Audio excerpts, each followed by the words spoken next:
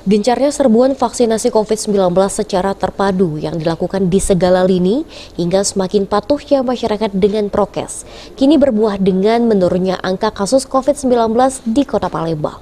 Sekda Kota Palembang Ratu Dewa mengatakan, karena kerjasama antara pemerintah kota, TNI, dan Polri dalam hal serbuan vaksinasi COVID-19 serta penerapan prokes yang ketat dari masyarakat, kini Palembang berada di PPKM level 2. Dan jika melihat perkembangan kasus COVID-19 seperti ini, dalam waktu dekat diharapkan akan menuju zona hijau atau PPKM level 1. Mengingat berdasarkan data pada Minggu 24 Oktober 2021, hanya terdapat 4 orang di Palembang yang teridentifikasi COVID-19.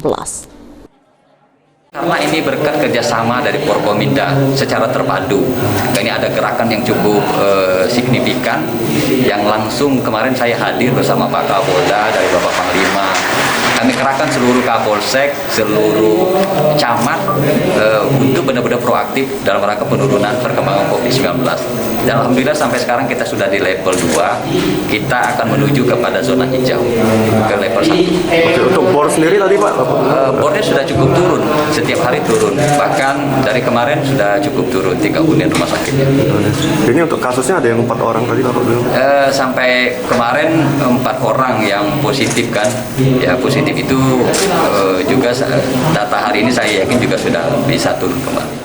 Lebih lanjut, Sekda menghimbau masyarakat Palembang dapat terus melakukan prokes secara ketat dan tidak segan mendapatkan vaksinasi COVID-19 agar kasus COVID-19 terus mengalami penurunan. Sandi Pratama, PAL TV.